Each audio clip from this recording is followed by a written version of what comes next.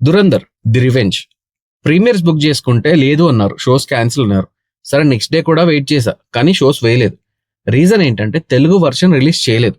ఇక ఎలాగూ అయ్యేలా లేదని హిందీ వర్షన్ చూసేసా. యాక్చువల్లీ తెలుగు వర్షన్ కోసం ఎందుకు వెయిట్ చేశా అంటే ఫస్ట్ రివ్యూ ఇచ్చేయాలి అన్న షుగర్ నాకైతే లేదు. నేనేదో హిందీ పండిట్ని కూడా కాదు. సరే హైదరాబాద్లో యూస్ చేస్తారు కనుక హిందీ లాంగ్వేజ్ ఈజీగా కొంతమందికి అర్థం అవ్వచ్చు. అది కూడా అన్ని వర్డ్స్ కాకపోయినా కొన్ని వర్డ్స్ అయినా ఎండొచ్చు. సో తెలుగు రిలీజ్ చేస్తే మన వాళ్ళకి ఎలాంటి ఎక్స్పీరియన్స్ ఉంటుంది అన్న ఓన్లీ పాయింట్ కోసం ఇప్పటి వరకు చూడకుండా లేట్ చేశా. కానీ వాళ్ళు తెలుగు రిలీజ్ చేసేలా లేరు కనుక చూడాల్సి వచ్చింది. Actually Dhurandhar is inspired by true events. Real గా ఒక స్పై ఉన్నారు. అతని లైఫ్ స్టోరీ నుంచి ఇన్స్పైర్ అయ్యి దురంధర్ని డిజైన్ చేశారు. మళ్ళీ చెప్తున్నా, ఇన్స్పైర్ అయ్యి. సినిమాలో ఉన్న కొన్ని క్యారెక్టర్స్ రియల్ అవ్వచ్చు, కానీ కంప్లీట్ స్టోరీ రియల్ కాదు. సో దురంధర్ని ఫిక్షనల్ స్పై యాక్షన్ థ్రిల్లర్ అని చూద్దాం. మళ్ళీ చెప్తున్నా, తెలుగులో కూడా రిలీజ్ చేస్తుంటే బాగుండేది, but still it's okay. So నేనైతే ది రివెంజ్ చూసే ముందు పార్ట్ 1 మళ్ళీ చూసా, బికాస్ ఇది కంటిన్యూషన్ కనుక. మేబీ తక్కువ స్పాన్ లో వచ్చిన ఏదైనా మిస్ అయ్యామా అనే పాయింట్ లో మళ్ళీ చూసా. సో దురంధర్ 2 పార్ట్స్ కలిపి ఒకటే స్టోరీ. పాయింట్ ఏంటంటే పాకిస్తాన్ ఇండియా మీద చాలా అటాక్స్ చేసింది. దానికి కౌంటర్ గా ఇండియన్ గవర్నమెంట్ ఒక డెసిషన్ తీసుకుంది, ఆపరేషన్ దురంధర్. ఈ ప్లాన్ బేస్ ఏంటంటే పాకిస్తాన్ ఇండియాలో ఎలా అయితే ఇండియా లోపలికొచ్చి అటాక్స్ చేస్తుందో సేమ్ వేలో ఇండియా కూడా ఒక స్పైని ట్రైన్ చేసి పాకిస్తాన్ లోకి పంపించి పాకిస్తాన్ లో ఉంటూ పాకిస్తాన్ ని డిస్ట్రాయ్ చేసే ప్లాన్ పేరే దురంధర్. ఇదే పార్ట్ 1 అండ్ పార్ట్ 2 స్టోరీ కూడా. సో ఇంకా ఫస్ట్ పార్ట్ లో ఏం జరిగింది అని చాలా మంది థియేటర్స్ లో చూసారు, మిగిలిన వాళ్ళు ఓటీటీలో చూసారు. ఇప్పుడు ఈ రివెంజ్ ఎగ్జాక్ట్ పాయింట్ దగ్గర స్టార్ట్ అవుతుంది. రెహమాన్ డెత్ దగ్గర నుంచి beginning of the revenge. Jaskirat alias Hamza plan ఏంటి, పాస్ట్ ఏంటి, అసలు ఎందుకు స్పై అయ్యాడా చేశారా, అసలు జస్కిరత్ మెయిన్ గోల్ ఏంటి, స్పైగా మారాక హంజా రివెంజ్ ప్లాన్ ఏంటి, అది అచీవ్ అయ్యాడా లేదా, బేసిక్ ప్లాట్ ఏంటి. ఈ ప్లాట్ వినడానికి చాలా ఈజీగా ఉండొచ్చు, బికాస్ ఇలాంటి స్పై మూవీస్ బాలీవుడ్ లో చాలా వచ్చాయి. కానీ ఆదిత్యదార్ ఎంత రీసెర్చ్ చేశాడు అని సినిమా చూస్తే అర్థమవుతుంది. ఈ మధ్య ఆదిత్యదార్ డీటెయిలింగ్ అని స్పై వెపన్ ఎలా యూజ్ చేస్తాడు, నార్మల్ పర్సన్ ఎలా యూజ్ చేస్తాడు అని బాగా వైరల్ అయింది. Actually that's not the detailing. Detailing అంటే రియల్ క్యారెక్టర్స్ ని చాలా వరకు మనకి సేమ్ ఉండేలా చూపించడం. మూవీలో కొన్ని ఈవెంట్స్ ఉంటాయి, అవన్నీ నిజంగానే జరిగాయి.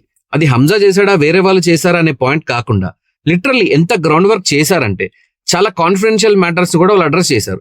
ఇక్కడే ఆదిత్యదార్ చాలా వరకు సక్సెస్ అయ్యారు. బికాజ్ ఒక స్పై మూవీకి కావాల్సిన కనెక్షన్స్ ని రియల్ లైఫ్ నుంచి తీసుకొని దాన్ని సినిమాటిక్ గా ప్రజెంట్ చేయడం literally brilliant idea.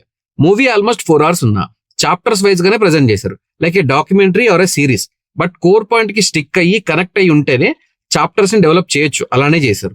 Documentary are series follow అయ్యే వాళ్ళకి ఈజీగా అర్థమయ్యేది ఏంటంటే ప్రతి చాప్టర్ లో ఒక పాయింట్ మీద బేస్ అయి ఉంటుంది, కానీ ఈ పాయింట్ కోర్ పాయింట్ కి ఎలా కనెక్ట్ అవుతుంది అనే సేమ్ ఫార్ములాని ఇక్కడ కూడా యూజ్ చేశారు. ఎక్కువ చెప్తే స్పాయిలర్ అనుకోవచ్చు, కానీ ఎంత చెప్పినా అది 4 hours మూవీ. అందులో నేను చెప్పేది బేసిక్ కంటెంట్ అంతే. కానీ మీకు అర్థమయ్యేలా చెప్పాలి అంటే ఇప్పుడు ఇండియాలో డిమానిటైజేషన్ జరిగింది, దానికి పాకిస్తాన్ ఎలా ఎఫెక్ట్ అయింది.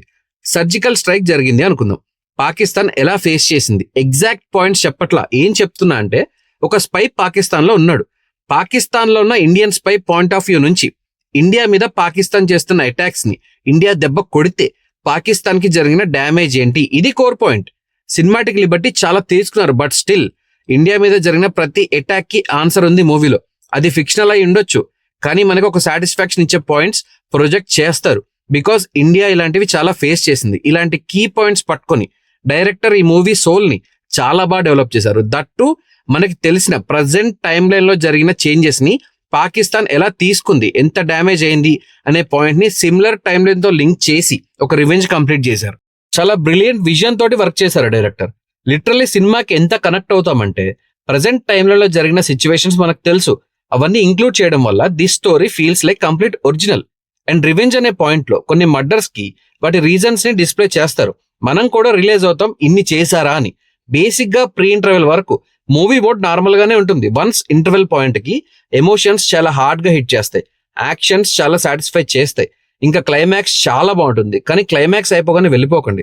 Literally after climax 20 minutes movie ఉంటుంది, including post credit scenes. So అన్ని చూసి వెళ్ళండి.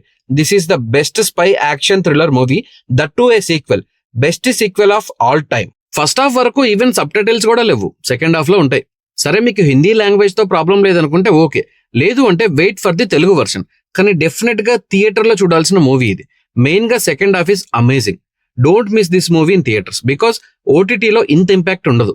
అందరూ ఆదిత్యదార్ని ప్రైజ్ చేస్తున్నారు కానీ బట్ బీజిఎం చాలా బాగుంది. ఆల్మోస్ట్ సీన్స్ కి మంచి హై ఇచ్చింది. కానీ end of the day Aditya Dhar next big thing in Indian cinema. నాకైతే మూవీ నచ్చింది. Literally seat edge spy thriller movie ఇది. లాంగ్వేజ్ ఇష్యూ లేకపోతే వెంటనే ట్రై చేయండి. నా రివ్యూ నచ్చితే సబ్స్క్రైబ్ చేసుకోండి. Thank you for watching.